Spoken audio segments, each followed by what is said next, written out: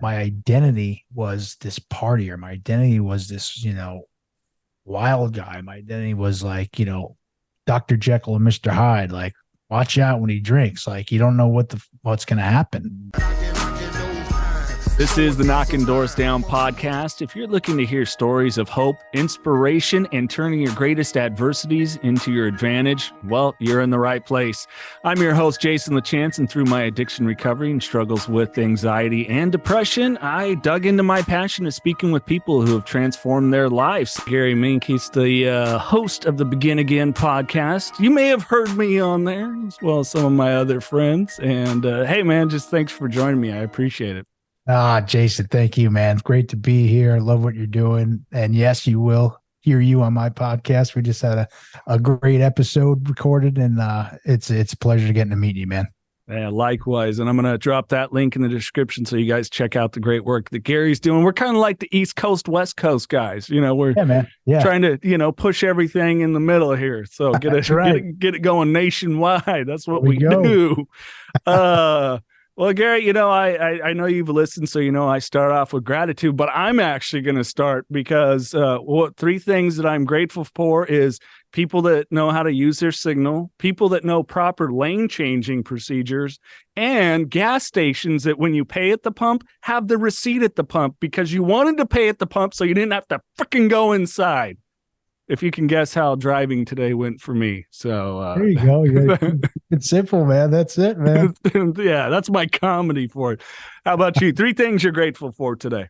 Well, we touched upon it before we came on, but I am super grateful for the people that I'm meeting in the sober community in such a short amount of time. I'm super grateful for the work that people are doing, and I'm super grateful for the motto to help one person today, because that was my motto, and I keep hearing it over and over. And I think the idea is just if you focus on that one person, that then the masses can hopefully be helped. So I'm grateful for you. That's 4, but I'm grateful to be here. Sorry, that's 5. All right, I'm grateful for you. That's 4, and I'm grateful to be here. Sober. Yeah, man. Wouldn't be here for that. God, right? Yeah, such an underrated experience in our culture nowadays. You're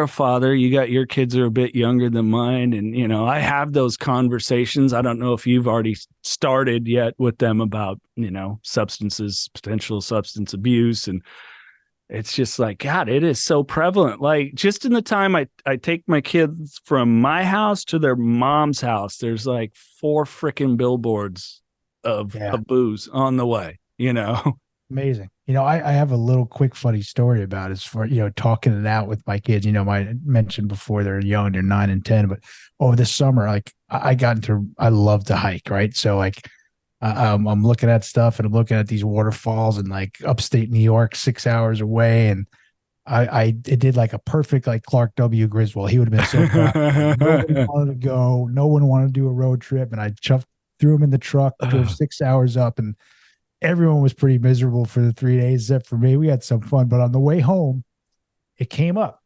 about drugs and alcohol and how important it is and how powerful it is and how bad this stuff can be. And we had a good hour-long conversation, the 4 of us. And I looked at my wife. I said, I know everyone didn't like it, but what we just talked about that last hour, that was worth the whole trip right there. Heck yeah, it was.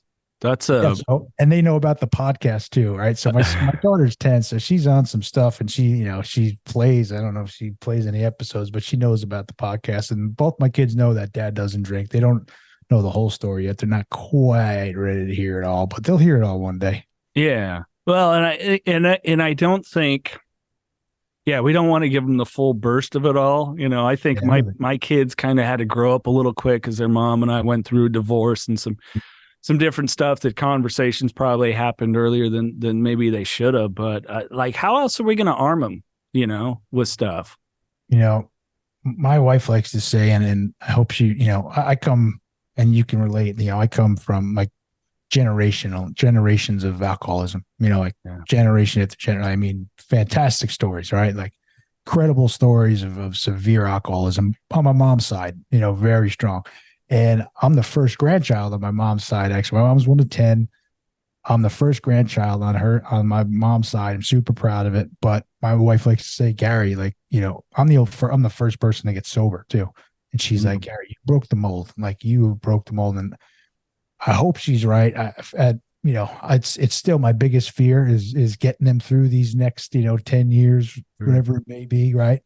But I do know, I used to think, oh, there'll be no problem. Like, they're not going to find cut straws in their bed when they're grabbing the spoon for their Cheerios, and they're not going to have drug addicts walking in and out of the house, and they're not going to have a drunk dad.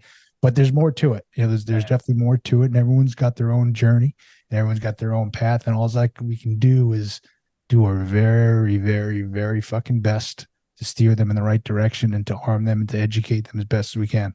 Yeah. Well, before we dig into your story, I do want to discuss this a little bit more, because I like kind of picking the brains of other sober parents and maybe some of the things. And for people that are normies, it is a responsibility. Like, if you're a person that can normally drink and you're not like Gary and I, that we need to hit a meeting and, because our life goes off the rails and right. For me, and I think you too, we want to end it because we're powerless against this freaking substance.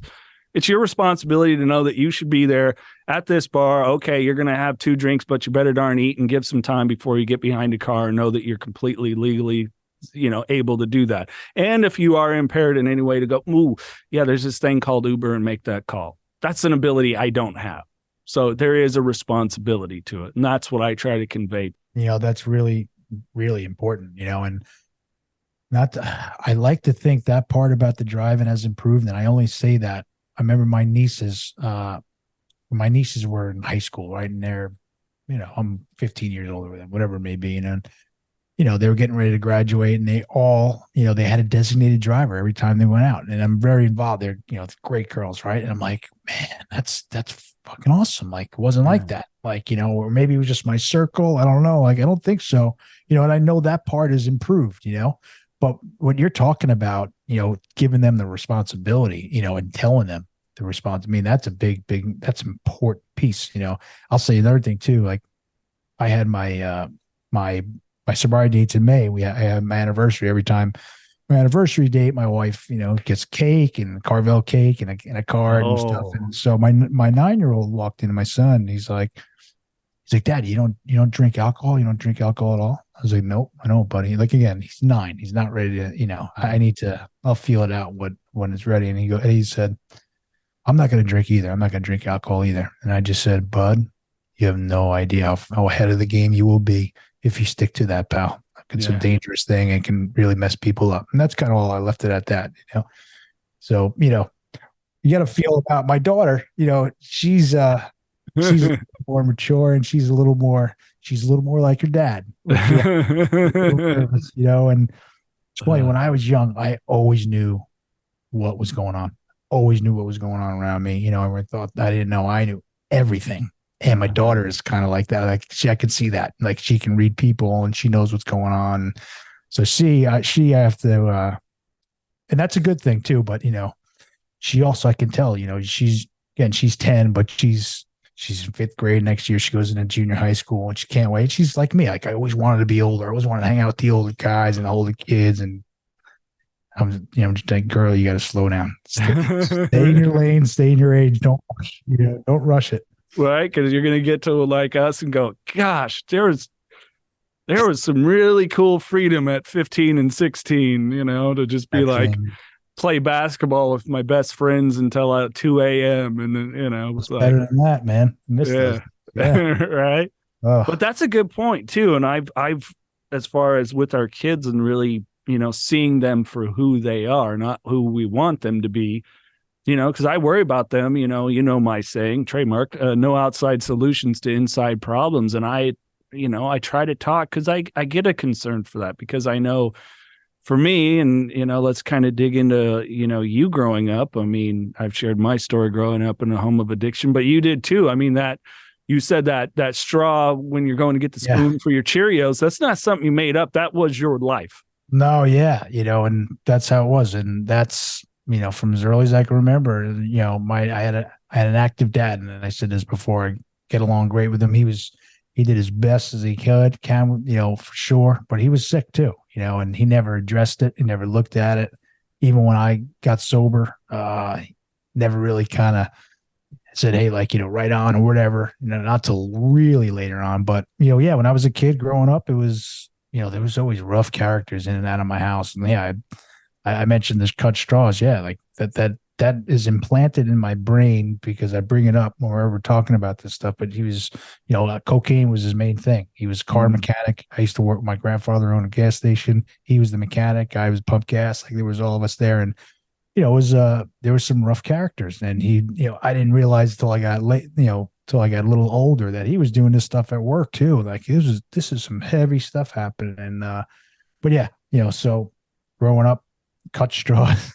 Okay, so we said this last, like, by the way, who saves the fucking straws, man? Right. Who does that? Like maybe a sick guy, so I need to. That's the other thing. Like I built this resentment for stuff I saw when I was a kid, and if you saw what I saw, then you would understand. Maybe you wouldn't be able even to handle it. And maybe that's why I am the way I am, and you wouldn't get it. And, but I learned in sobriety, like all those resentments, the only person they're hurting is me. I need to let go with them. It took me a while and got me in a lot of trouble. But yeah, so that's how it was as a kid. And then, I could fast forward. I started, I was a normal kid. Like, I saw someone sent an old picture of an 80s picture, and there was, 10 bicycles on the guy's lawn. Like, this is where, your kids are. They're all at his house. And that was us, right? In the 80s. I grew up across the street from the park. I played sports, loved sports, played baseball, basketball, and, I was, I got in trouble.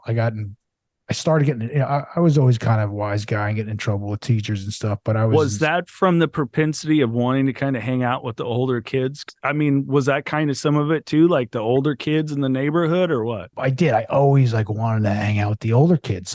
So I got some older cousins, one cousin's 4 years older than me, great guys, same thing, athletes, popular in town. Everyone kind of knew him. But I always wanted to hang out with the older guys, and I say that, like, I have a group of buddies my age to this day. I'm in a group text with every single one of them, like went to kindergarten, first grade, like my boys, and they're still my boys to this day.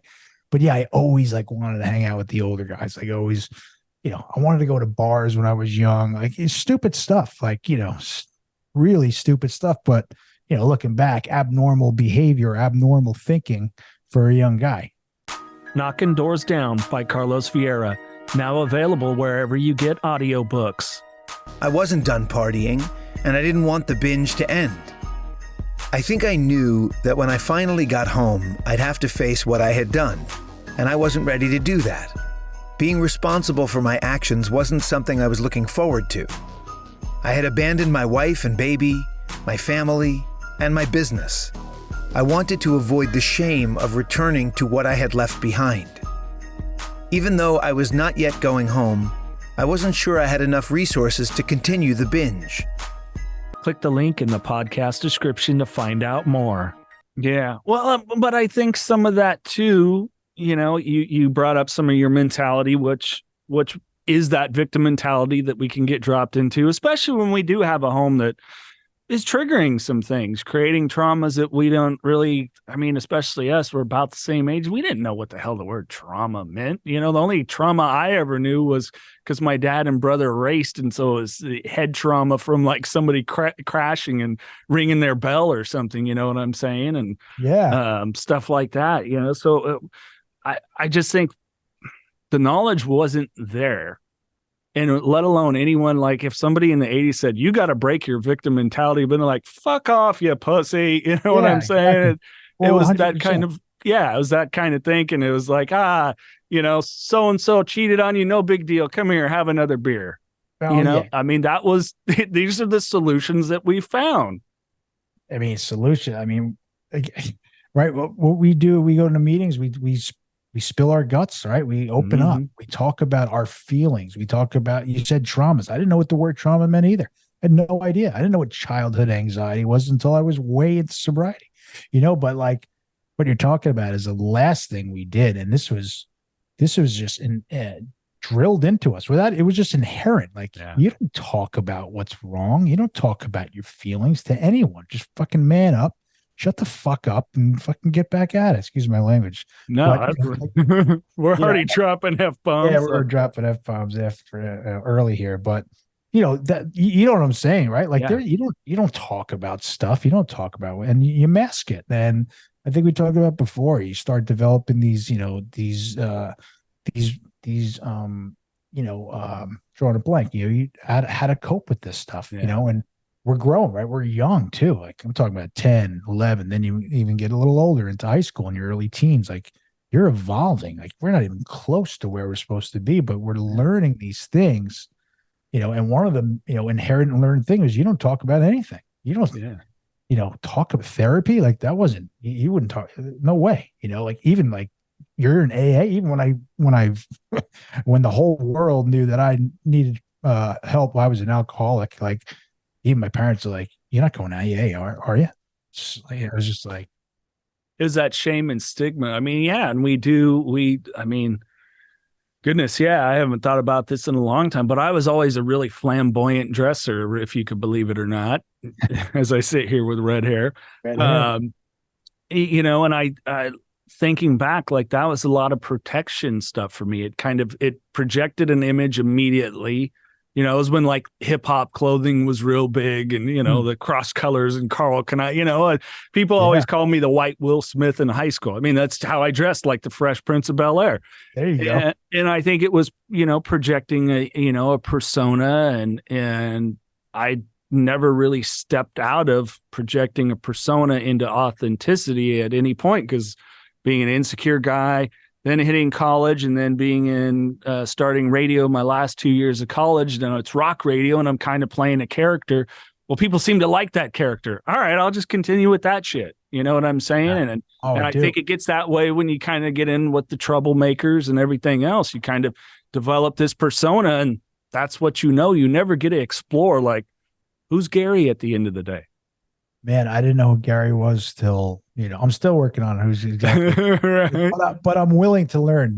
That's I guess the difference. But we're talking about, the persona that we develop, right? And I say it a lot, like my identity. Like my identity was this partier. My identity was this, wild guy. My identity was like, Dr. Jekyll and Mr. Hyde. Like, watch out when he drinks. Like, you don't know what's going to happen. Like, then you get, early on, I got into big trouble. I got in big trouble early. Like, they talk about the old guys or me wanting to hang out with the old guys. Like all of a sudden those old guys are like showing me respect. Like, so I was a junior in high school, 16 years old, the night before Thanksgiving. I'm out with my cousins, same guys. And, it's a big night. I think it's a big night in every place, but it's certainly a big night in my town, Long Island, like biggest night of the year. Everyone goes out. Right. And so, actually the bar is called Finn McCool's. It's, if you read the book about the 86 Mets, that's where they went after won the World Series. I'll be darned. Yeah. Was that where Doc and Daryl were doing? That's where they were, man. That's what part of it was. Yeah. I don't know if Doc even made it back to Long. I think Doc was somewhere else, but poor Doc. That's a tough story, that poor guy. But and so a fight breaks out and spills into the street, and I wake up. Yeah, well, I say wake up. Thanksgiving morning, first degree assault of a police officer. A cop went to go get my cousin, and I went and held off and belted him and arrested for breaking a cop's nose. And I'm 16 years old. I'm the smallest guy in the place. I'm the youngest guy by far, but it's a town bar. And I knew everyone, they're like, hey man, how'd you get in here, Gary? Yeah. And I thought I was, king of the world, and everyone's like, keeping me behind. I mean, this is 5 deep, this bar. It was packed, right?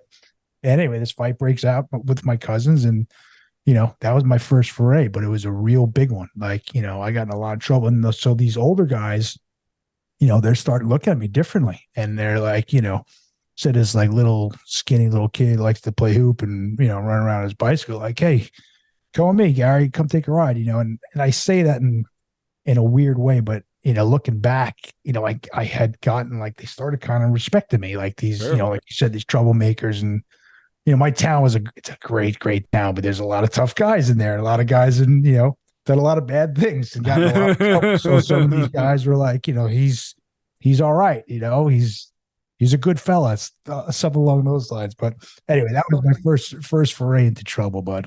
And I mean, that's That's kind of the thing of like our teenage years. I mean, teenagers by nature, we're just shitheads. We just are. And then, I mean, I know for me, if I had done something like that and then it got around and all of a sudden the girls were paying attention, it would have fueled more. You know what I'm saying? Yeah. Like I was pretty lucky that like my best friend still to this day, always just beautiful, wonderful family, like second family to me, that I had enough people that were fixed into my life to steer me away a little bit because I mean, I saw it with really talented, intelligent people I went to high school with that it just took that one little thing in that conversation and then the rep was bigger than the actual thing that happened. And there you go. Well, I was kind of off to the races from, I guess, like I said, from seeing that stuff, like when I was a kid and like, then like, say no to drugs was so big. Right. And I was probably sixth grade. And I remember, it was really being driven home at school. And I came home and I started crying. My mom's like, what are you crying about? I'm like, so talking about, say no to drugs. She's like, yeah, so what? And I'm like, well, what about, there's drugs all over this place, Dad and everything. And she's like, whoa, all right.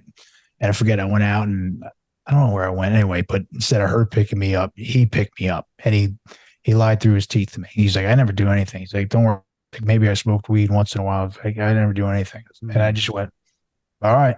And I say that to you because I remember it like it was yesterday, honestly.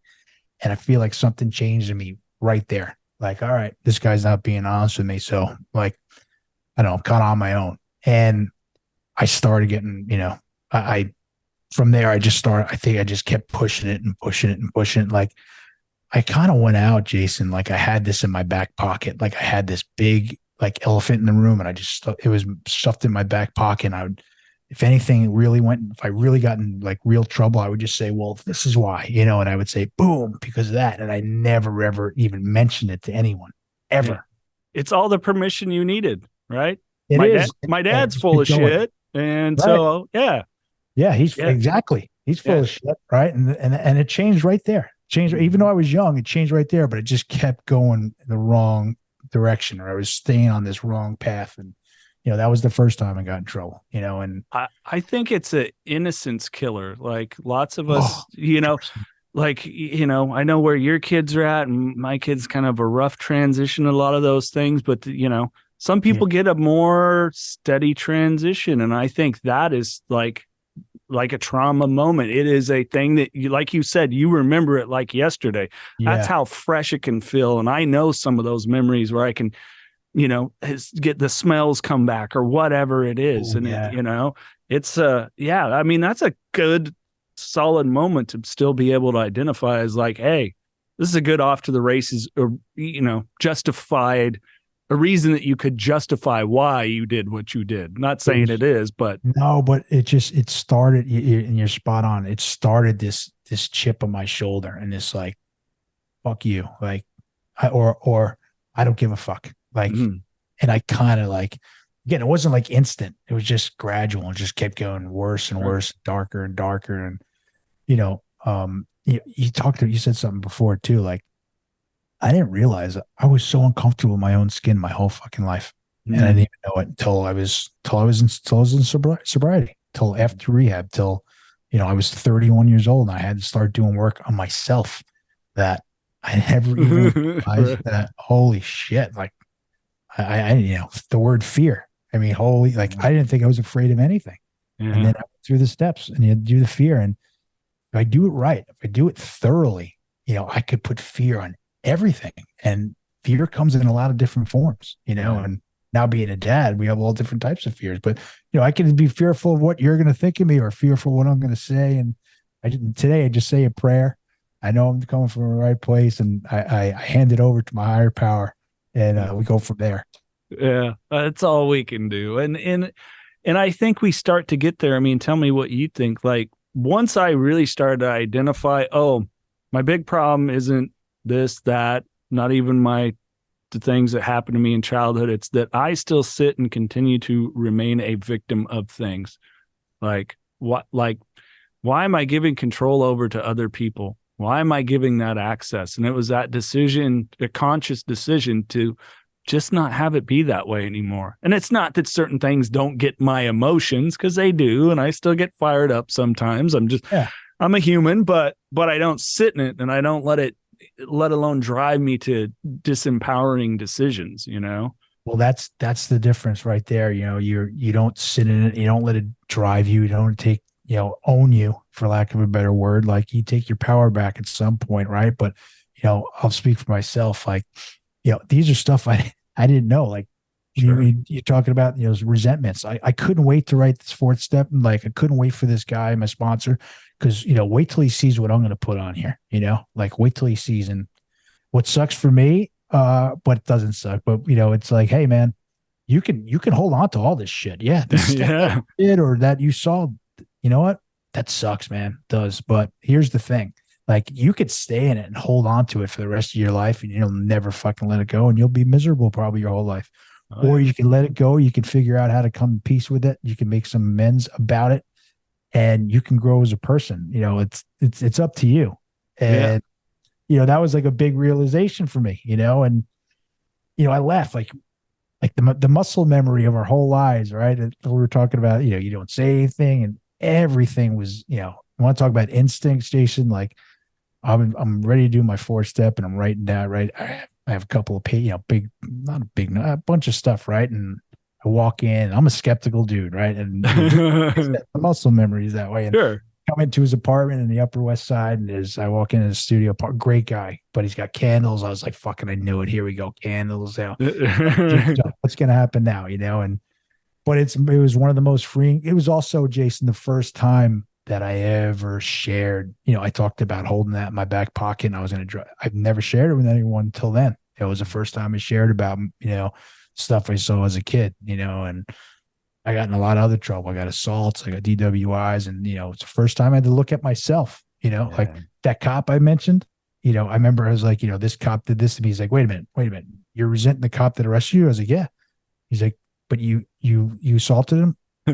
Well, yeah, but still, he arrested. I was 16. Yeah, but you're saying you punched him in the face, you broke his nose. I'm like, oh yeah, I guess that's me. But that's I guess that's the self-centered ego of the alcoholic that is Gary at the time. It's stuff we had to work on. And I still work on it through. And you said it yourself, like, I'm a human being. Like, I'll get pissed off, and sometimes I'll call. Sometimes I have the tools. Maybe call my sponsor. Maybe call someone. Maybe share this stuff. And sometimes you just don't want to at the moment, right? And sometimes you just say fuck it. But the difference for me today is I eventually, and it's usually pretty quick. It's usually within a day or so. I do it. I speak it out. I share this stuff with someone else and say, this is what's bothering me. This is what happened. I feel immediately better after sharing it. Usually with my sponsor or someone else.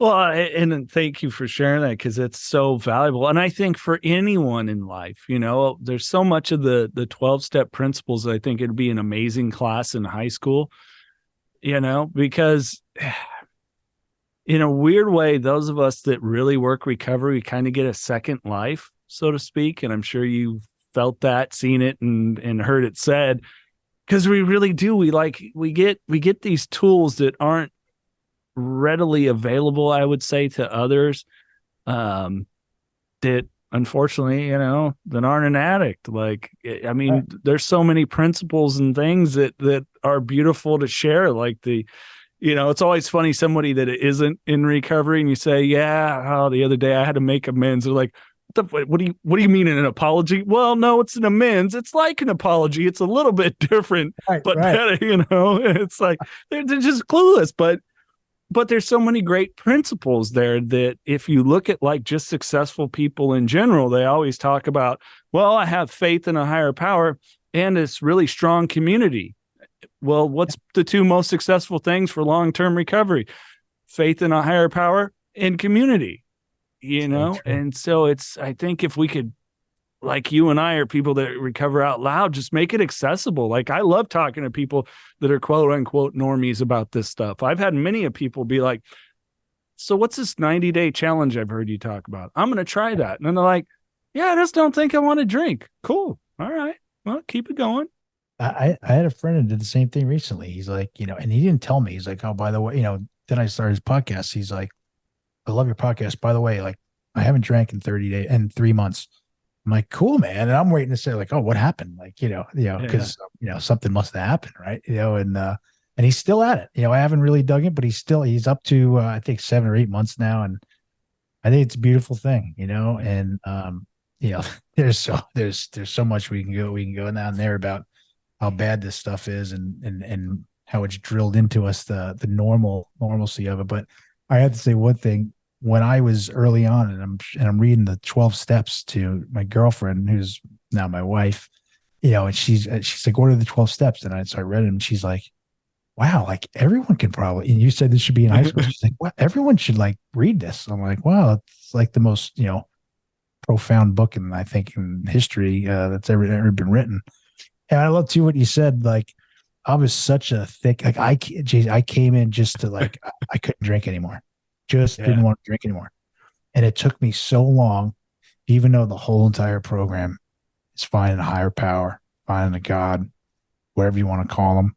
And it's a spiritual program. It took me so long to like realize that part. Like, I was just so thick-headed and so like, just don't want to drink. Like step one, like, I got that one, Yeah. And even, I think step two is turning it over. Right. So it took me like a real while to really, even though, I was saying prayers and stuff, it took me a while to really like, my eyes are opened up. Like, this is what it is, man. It's spiritual, it's spirituality. And it's like, that's what I chase now, Jason. That like, I used to chase the party and chase the buzz and like abnormally. And like now that's what excites me when I hear spirituality, people helping other people, strangers helping strangers. Like that's spirituality, or, connecting with a higher power, asking my higher power, what's his will for me? Not like, I want this today. It's like, hey man, put me in the spot. Please let me help one person today. And, so grateful,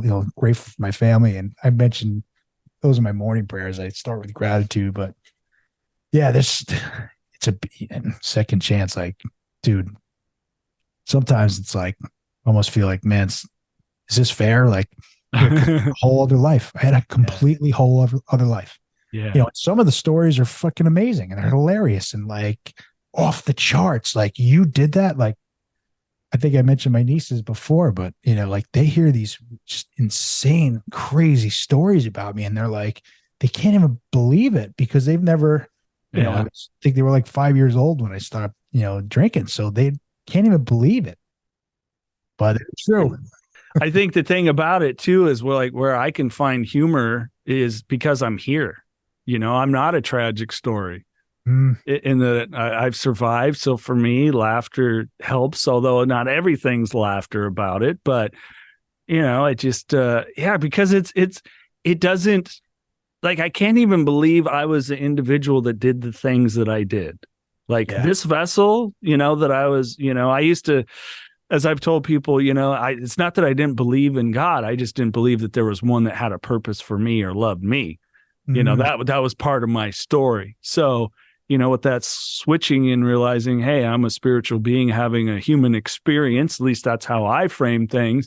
It's kind of like, I can't, oh, wait a minute.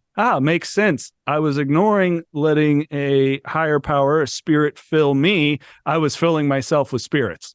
Exactly. I mean, I love that line. I've heard that. I mean, it's so true though. I mean, it's what it is. We were filling ourselves up with poison, first of all, but we were filling ourselves up, right? Because we needed something to be filled, and like we said early, like it wasn't in high school or anything like, hey man, like check out this spiritual program or, let's help someone to like, that's what I mean. Like that was not how I was. And, but yes, second chance, that's, name begin again. Like that's it. There's a portion in the book where it's one of the stories at the end, the guy's, he talks about begin again. I'm like, oh yeah, we get to begin again, and that's the beauty of this, man. Like, we have complete transformation, life transformations.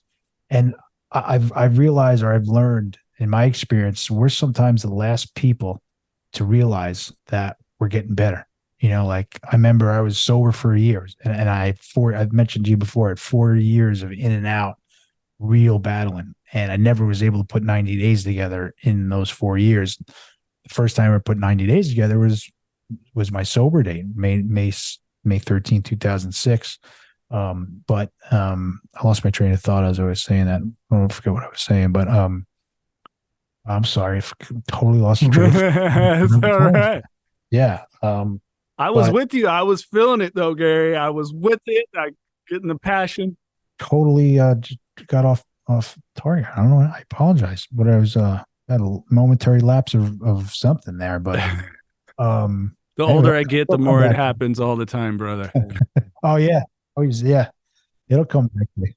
I forgot where I was driving the other day, so don't worry about it. It happens, right? I'm sometimes getting worried. Like I'm 49. I'm like, shit, man, I got to be careful. I'm forgetting some stuff here. Yeah, I know. It's setting in. I think we're kind of going on the direction of spirituality and just, its value to life, that we're looking to let ourselves. It's not even, I don't even think it's that we, fill ourselves per se. I think it's kind of like, what is it in the Bible? I am the branch, you are the vine, or I am the vine, you are the branch. I always forget the direction of it. It's like it's an allowance for getting out of our own fucking way and allowing something else flow through us that is made of better decisions, more connectivity, being a service to others, not being self-serving. Although, within it, we learn to take care of ourselves. Sure. I think people get that wrong. It's not like let yourself go to shit and just be there. No, like your part of your service is taking care of this vessel that you have while you have it.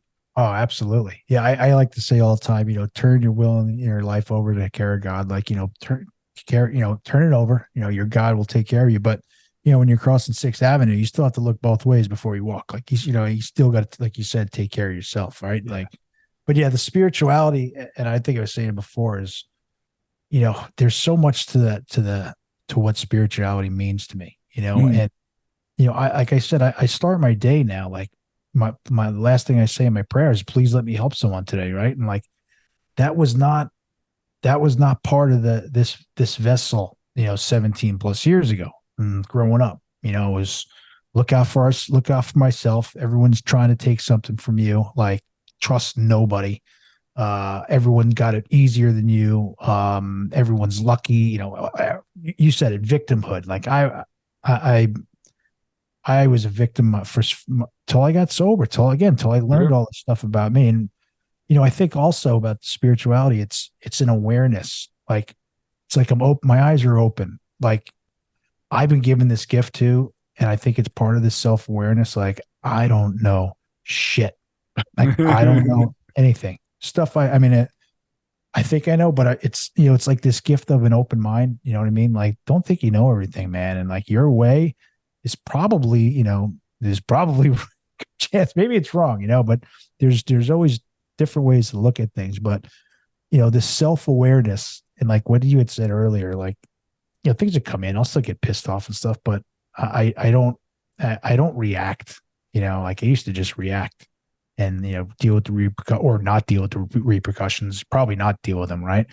Today, you said you make amends, you'll apologize, but I'm aware of them, or stuff that wasn't on our radar, wasn't, part of who I was growing up. Now I talk stuff out, and again, like when another man comes and gave me his, hey, call me tomorrow, give me your phone number. Here's my phone number. Call me tomorrow. Like, every instinct in this being was like, the fuck you, like, like, what is this, Right. But like I said, I don't know anything. And after those 4 years, like I said, I was in and out. I was like, at this time, like, some stranger comes and tells me, like, here's my number, I need to call him. I'm gonna call him. It still wasn't like easy. I said, all right, I called you. If I'm gonna call you, that's right, I called you.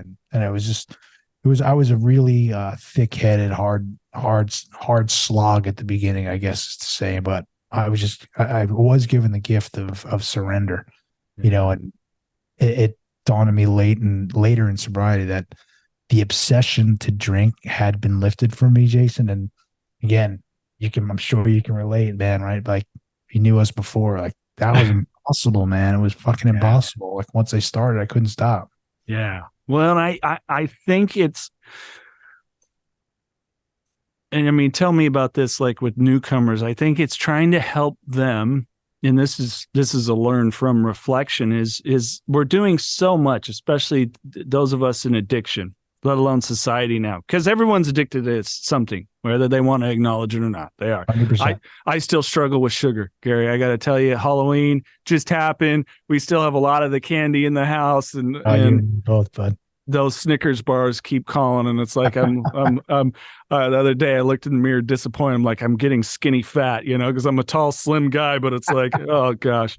Anyways, but I think it's that movement from subconscious to conscious thinking. And I think that's something that some people may not talk about with the 12 steps, or sadly, I've seen it even with some old timers that have had long-term recovery. They never quite move totally away from a subconscious way. And I don't mean to pick on anyone, but we've all been to the group of the guy that talks about how spiritual he is, but never really shares anything spiritual, or how much they're talking about growth, and yet they're always by the donuts and coffee all night. I'm just saying it has been, and I love those people too, but that's not what I wanted out of my recovery. Like, I needed to get more into conscious action, so it was helpful to go way back, take a look at origins of things to unravel them so that I was more conscious in my thinking, because I still have moments like my girlfriend and I laugh about it now. I come home and I got this look on my face. I come home from the grocery store. She's like, "What's wrong?" "Nah, I'm okay." She's like, "What's wrong?" I'm like, "There's a really attractive lady in a pair of yoga pants, and I looked at her butt and I feel really bad about it." And she just starts laughing her ass off. And she's like, "Hun, like, you're human. Like, right. This isn't going to lead you to a relapse or something." And right. You didn't go up and talk to her and ask it, like, you're human. Do you think I go out and I don't go, "Well, that was a good looking guy"? But it's just that quick. And it's like, oh, so I still have some of these things that I'm having to, constantly kind of work through, but I can't hide them anymore. There's no hiding it. Once you open that floodgate, consciously understanding yourself, it's like, Yeah, well, here it is. That's a heck of a topic. Yeah. I mean, well, look out, but no, I'm laughing. That's a hilarious story, but you are a human being, right? Yeah. But there's so many of us beat ourselves up for no reason. We're so good at beating ourselves up, right? Like, I'm hearing you tell this story, and my first thought is like, dude, go easy on yourself, right? Right. It's one thing to like, you take a look, whatever, and keep walking, right? But yes, if you act upon it, then then that's a different subject. In fact, you came home and you even shared it with your girlfriend, which is even better.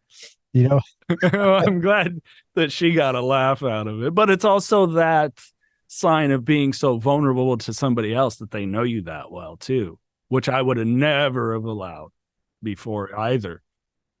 Right. Letting anybody in. I said it before. And again, this is stuff I didn't know. I did not understand that I had, I didn't trust anybody. I didn't understand that I thought everyone was out to get me. And I thought I was a skeptical dude my whole life. I mean, there's reasons for it, but it's up to me if I want to change and move forward, and I like what you said too about your recovery, what you want out of your recovery. Like I said, I'm 49 years old. I'm, be 50 in July. And, I'm blessed. I have more like dreams and goals and things I want to do with my life than I ever have before. Like, and I owe that all to being sober.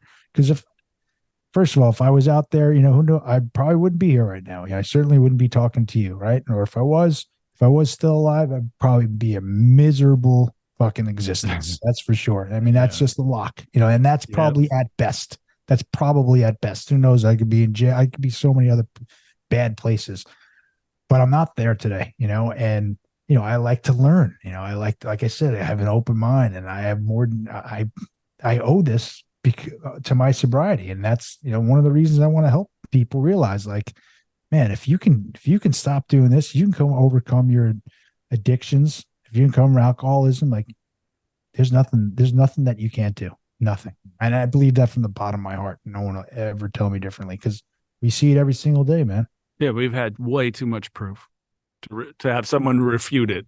Right. And then, like you said about some of those kind of cranky old timers, right? It's like, I like, I like the saying, like, why did you get sober? Like, like, don't you want to be happy? Find something, find something in your life, find some purpose, find some meaning, go easy on yourselves too. Like, don't beat yourself up. I still, hey, yeah. it's one of my character defects. I've got them, I got them. I'm still going to have those different nuances that make up who I am per se, but I'm a little bit easier about it. I think it's just, I can recall that feeling of it. Like, oh man, like, as someone that's also done work in the sex and love addiction area too. Like, you don't want to fantasize. Wait, okay, I didn't fantasize. And, I live in actuality when it comes to my relationship with my partner, so it's like, it's a lot of those quick playouts, no different than if you're somewhere that somebody doesn't know that you don't drink and offers you a drink. And then you can immediately tell a story in your head that's 2 months long about your demise from that drink to now you're homeless and jobless. You know what I'm saying? So I think it was that same kind of a play out kind of thing that took me into like a panic mode or something. Yeah, no, I can relate to all that too. Right. I totally, play the tape, and that you're touching upon the word fear. Like we talked about that before. Like, fear is a strong word. And I love the saying. I try to live by it, but you can't live in fear and faith at the same time. You can't be in both. Right. And so, and again, that touches upon the spirituality, higher power portion of the program, which is really the entire program. It's finding higher power and finding God in your life, for whom that's what I call my higher power, at least. But, again, these aren't terms I had before. These are terms I live by, and I'll keep saying it. If you knew me 17 years, like if I knew me 17 years ago, saying that some of these things that I believe from the bottom of my soul and I believe wholeheartedly, just, again, it's not where I was back then. And like we said before too, I need to remember where I was, because that was in here and that all happened and I did all that and I was on a different path, man, and I'm not on that path. I'm on a better path today. Yeah. Something that you shared that I think is really valuable that I've heard some couples do where, one of the individuals isn't in recovery and the other isn't, but like really sharing with your wife what the 12 steps are. Give me your take. I've found that people that do that, it really helps strengthen their relationship because then they understand what their partner is facing, what they're going through. And it might even help them understand that, because Gary, not sober, and Gary now, let alone through the process of the last 17 years, totally different person. Yeah. And especially than the person that she met. And so I think it's a really valuable thing because it helps them understand that your partner's going to change. And these are going to be some of the foundational principles that you're going to start seeing effect over time take place, because some relationships end when people get sober. It just happens. And it's not, and it's either the other person is an addict unwilling to recognize, or some people, the one person gets sober. Hey, hand up. I had this one relationship, Gary, that's like, I just want you sober. No. You want all the things that I would do when I was drinking. You would just like me to be sober and be able to do them. Guess what? Right. Never gonna happen. Yeah. Sorry. No, I get that. Yeah, I've seen that all across the board, all the different scenarios you just mentioned. For me, it's a little different. My wife and I, we've been married, I think we just had 15 years, but we've been together since, we went to the Millennium concert in 2000. So we've been dating since 1999, right? So she has seen, she's been through the ringer with me. Right. She's seen it all. And she's stuck with me. Like her family cannot stand me. Like, and I to this day, no, to this day, like I'm so close with them. Like, okay. I love all of them. They love me. Like they're all my brother-in-law, both my brother-in-laws, my sister-in-law, all of them. My mother-in-law, she's like, I have such an amazing relationship with her today, but back then, like, I am saying over, and I earned it 10 times over. Like, what are you doing with him? Like, he's dangerous. Like, he's not going to change. Like, look what he does. He's okay. And then he's not okay. And you don't see him for 2 weeks and, goes off. And so she, she always saw something in me that I never even saw. But even, I say that, sober Gary, she never saw all that, I don't think, but back to your question, she's been through the ringer with me. Right. So yeah, I shared the 12 steps with her, and she's a normal, she's one of those that, she'll order a glass of wine and she'll drink maybe half or a quarter of it. And I'll still be like, can't believe she does that. Right. That still baffles me. Yeah, me too. I'll never get that, so I guess I'm not completely cured. We won't be cured anyway, but no, so she's been through it all. She's been, in fact, we were apart when, we were apart, and I thought I blew it. I thought like I really blew this one, for good.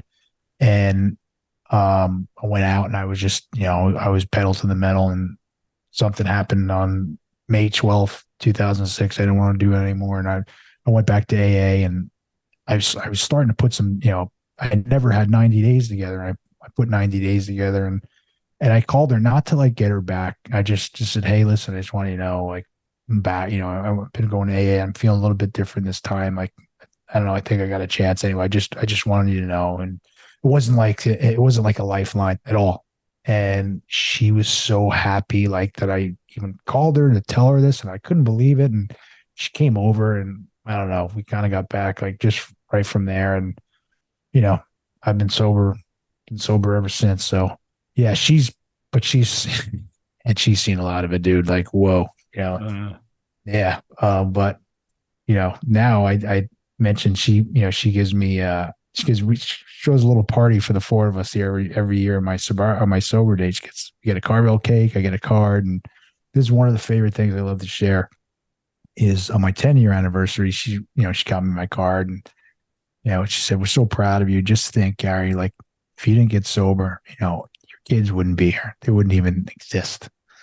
And that always kind of really chokes me up, because Wow. Like, my ego wants to give a little bit of credit to me, but truth is, it's the truth, man. Like, you hear the saying, like, property of AA or property of my sobriety, like, I could put that sticker on, all my possessions, right? But for this guy, like, that includes my family, includes my kids, because if I was still out there, who knows, but I wouldn't have been married, and we wouldn't have these two great kids. Now they're my life, man. Like, all three of these, they're everything. They're in my life to me. Everything.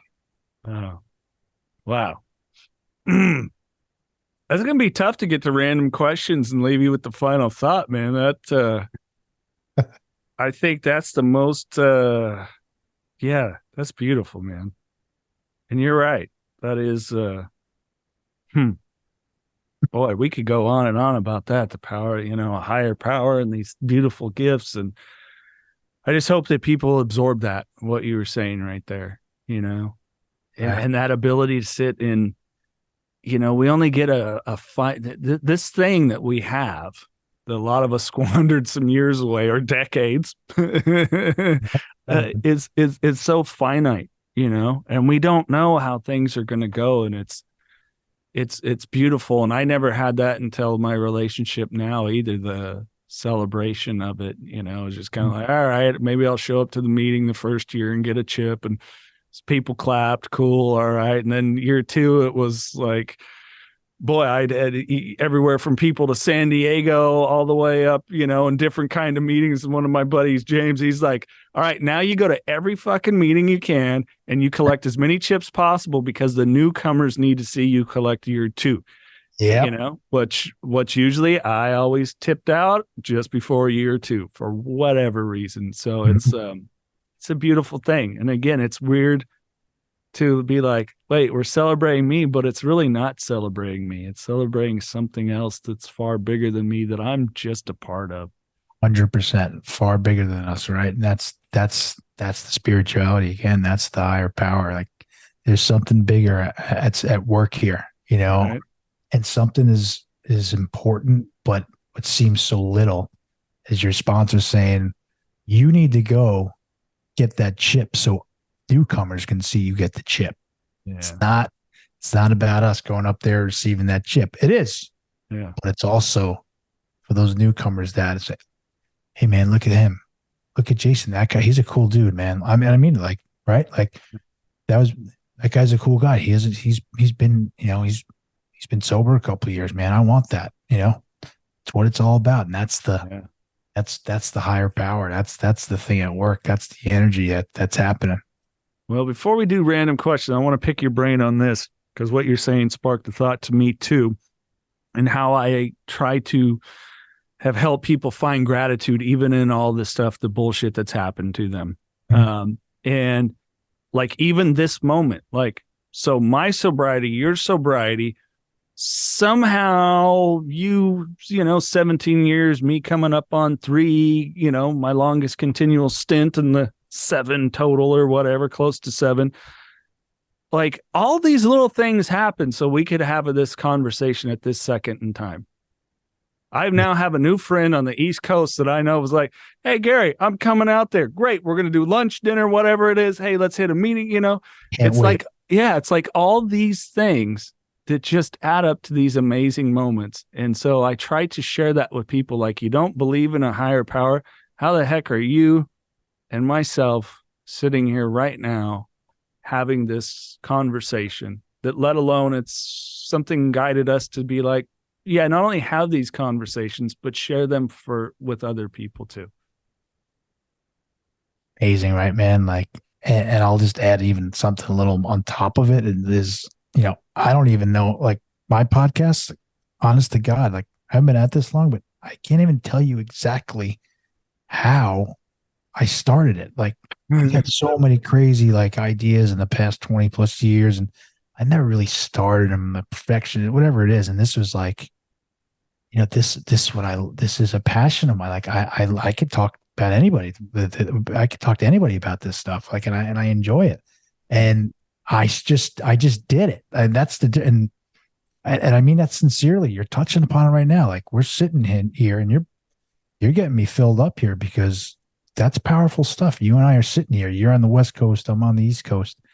And just maybe someone's going to hear this. Maybe they're going to maybe that we're going to help them. Like, not maybe, I know we're going to help one person, right? Like, so that's what it is, man. And I mentioned like this gift of, of open mind, right? Like that's part of it. Like this gift that they're to keep my eyes open to see what the universe or what my higher power is putting in front of me. Yeah. And I said it to you before, like when you were on mine and I had the technical difficulties and crap, me that text, like you made me feel better, but then you're like, no, man, it's all good. Like I got a friend on the East Coast in this now too. And I was like, that's what it's all about, man. This, and it's fucking beautiful. It is a beautiful thing. And you're spot on, man. As soon as you come this way, we are going to go out to dinner. We're going to do it all. I'm going to do the same thing when I come out your way. And I am. And that was one of my gratitude lists. And I mean that sincerely. Like I am grateful for that. I'm grateful for you. I'm grateful to be here. Have this conversation with you. Yeah. Yeah. I mean, hey, the heart's still pumping and the blood's still flowing. It's like, amen. Yeah. Whew. I don't normally just want to end at that point, but I almost feel like it. But I think people would be disappointed if we didn't do some random questions. But hey, tell people how they can find you, the Begin Again podcast, and we'll definitely, links will be in the description, of course, as always. Yeah, man. The beginagainpodcast.com is the website. All the episodes are there, but you can find it across any platform that you're on, the Begin Again podcast. And I'm on Instagram. That's my main kind of social media channel. The Begin Again podcast is my handle on Instagram. So you can find me, DM me, and love to hear from you. Don't forget to hit the subscribe button. And if you get a lot out of this podcast, share with a friend. And don't forget the archive of interviews we have. Bam Margera, Brandon Novak, Kat Von D, Charlie Sheen, Edward Furlong, Kelly Osborne. The list goes on and on of amazing guests that have been on the podcast, sharing how they have found purposeful lives. Speaking of purpose, how about a lifestyle brand with purpose? 5150 LTM. That's right. Not only is it a lifestyle brand that can fit whatever it is you're trying to achieve in life, but they give back to the community. And you, the listener of Knockin Doorz Down, get 20% off every time you shop at 5150 LTM. All you have to do is use the code KDD20 at checkout and get 20% off. And how does 5150 give back to the community? Portions of the sales benefit the Carlos Vieira Foundation. Their 3 amazing programs, the Race to End the Stigma, the Race for Autism, and the Race to be Drug-Free.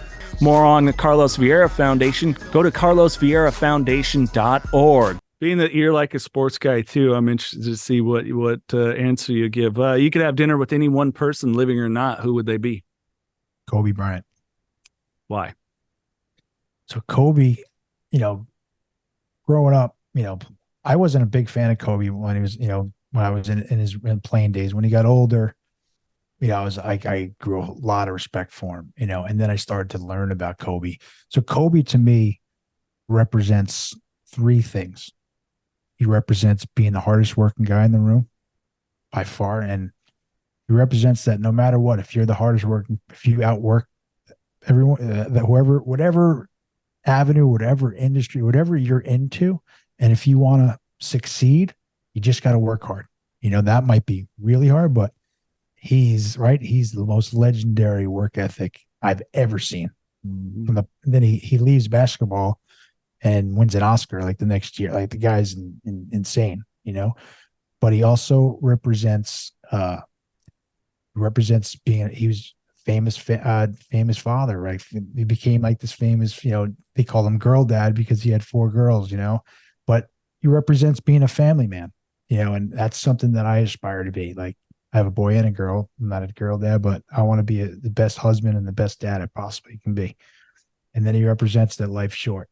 You just mentioned the blood still pumping. I was 49 years old. I'm 49 now. When I was 44, relatively good health. I was walking to the train station 5 o'clock in the morning and felt chest pain. I'm like, man, what is that, man? What did I eat last night? And, long story short, I was having a heart attack. I didn't realize it. I thought I was having it. And I was like, you know what? And I was lucky. I was able to work from home even before work from home was a thing. I'm like, I don't have to go to the train. I just walk home, and I turn around, and I was like 15 minutes away. It was the hardest 15-minute walk ever. I was like, what the fuck's going on? And I made it back to the house we were renting at the time. And I woke my wife up. She's an acupuncturist. And I was like, I was trying to throw up. I'm like, I'll just throw up and then I'll feel better and I'll be okay. And she heard what was going on. Anyway, long story short, I'm like, why is my jaw hurting? And she got the kids in the car without even knowing, rushed me to the hospital, and I got rushed in. It's called a widowmaker heart attack in the head.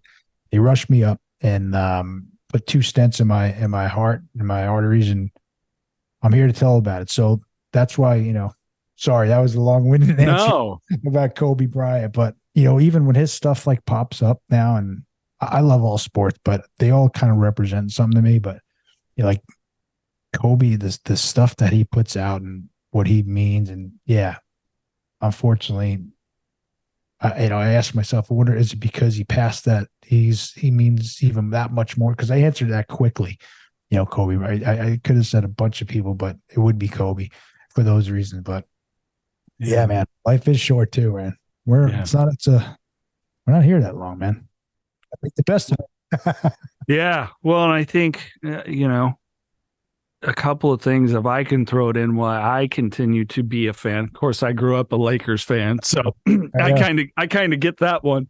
But I think, we even saw a process of him having to go through making amends. Right. And I think he really, for me, was something where I go back a lot towards mentorship. You even have the picture up of him and Jordan, Kobe and Jordan on your wall there. And it's not a knock on Michael Jordan, but Kobe did a little more for people after his career was over, so to speak, and it's not that Michael Jordan didn't or hasn't. It's just, he's Michael Jordan. The guy can't go anywhere. I think the only, he shows up now at the NASCAR track all the time because nobody mobs him. Yeah. Like, that's what they're saying, is that just everybody's met him now that works in the garage. And so nobody just bothered. He can go, he can watch his race, and everybody's like, hey, Michael. Yeah. So I think there was just, so many wonderful takeaways. And I think it is that being gone a little too soon too, that I definitely held on to. Like when I went and saw his statue outside the arena there in LA, it's like, damn, man, like just a few years ago, I watched, this guy God, what did I see him hit 41 points or something like that? Is like, so yeah, it's fleeting. Anyways, all right, back to fun here. Hey, you decide to write a book and it gets licensed to be a movie or a TV show. What actor would you want to play you? I should know that. You know what?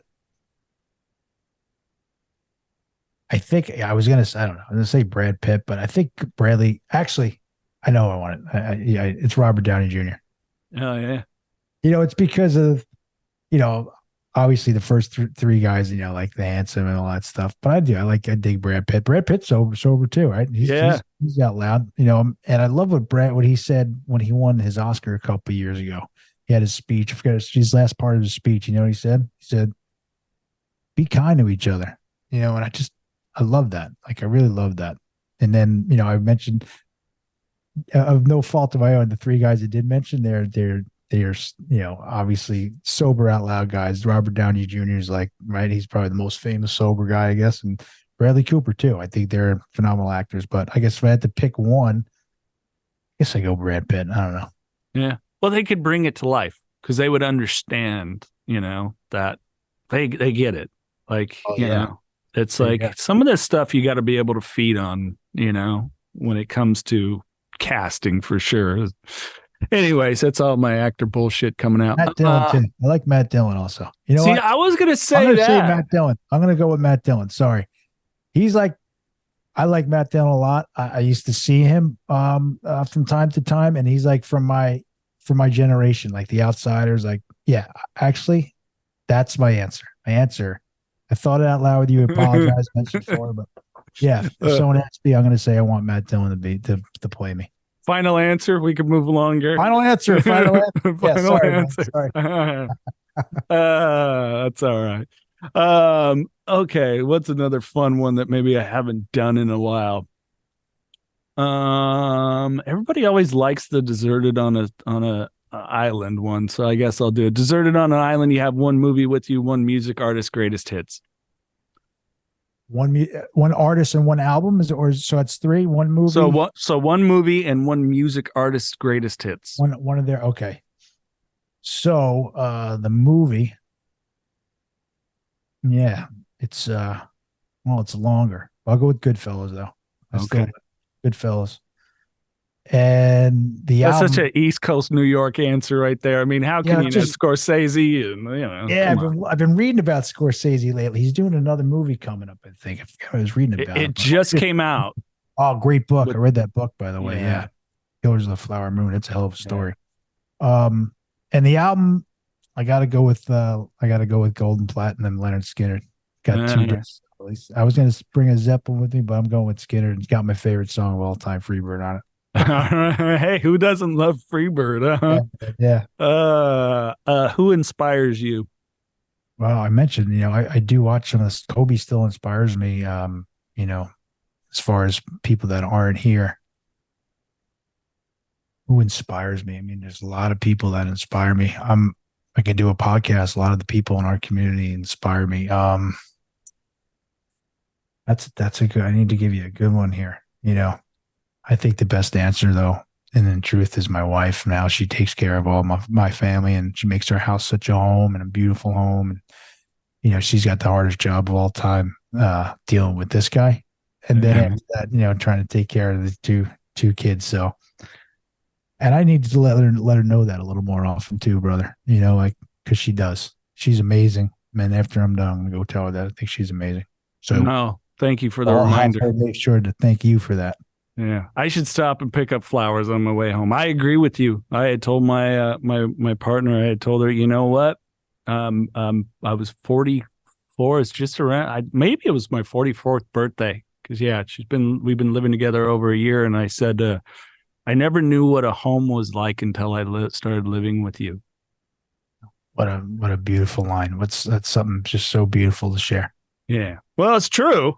It just kind of came from the heart, but it was like, wow, and I feel that whenever I get home, I don't feel like a home of tension and, right. Yeah. Right. That's what I mean. Yeah. She makes it, our kids don't know, at least my kids don't, they don't know that, but how you and I grew up, right? And yeah. that's evolution. That's progress, man. That's beautiful progress. Yeah. I mean, every now and then maybe there's a little, I forgot to take the garbage out or something. And not that she's not the partner that's like, that's the man's job. It's just like, yeah, I saw that it was full and I just walked past it, kind of, it's like, I don't know. I'm guilty of that too. Like, what am I, the garbage man around here? Like, I had to do, there were some where the dishes, like, pass them, like, that's why we had kids, damn it, Gary. Do the dishes. That's right. I got to give them these chores. All right. I got just two more for you. Did you have a nickname at any point? Yeah, but it's a boring one. And I'm still called, it's my initials, GM. A lot of people still call me GM. G Money when I was younger. Was, hey, G Money. I would think you would get the last name one because I always got LaChance. Like, just call me by my last name all the time. I actually I like when I'm called Menkes better than GM. Yeah, it just kind of stuck with me, GM. And some of the old guys I was telling you, they would call me G Money, but no, GM to this day, I'm still called that sometimes. Two things maybe like bucket list that you personally want to do for you.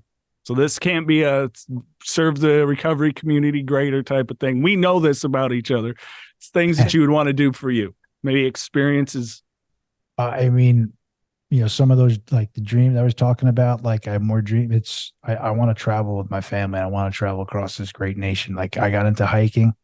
I want to go to every single national park and state park. And if I can do everything, I just want to go. I want to go see, if you can see, explore America. Like I got the little tax. I want to fill up that entire poster.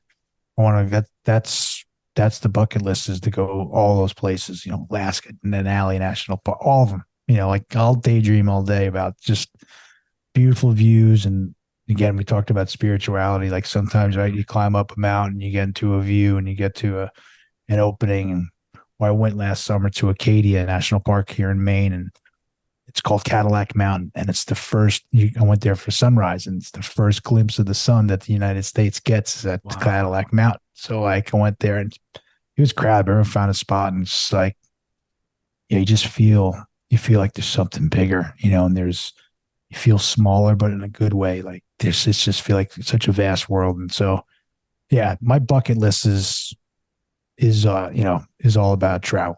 And it's traveling with my kiddos, because as far as my whole life growing up, the farthest I ever went was 2 hours to Montauk, and which is a great place, and it's our favorite summer vacation now too. But we've already been to a lot of places with the four of us, and so that's all my bucket list is, really travel.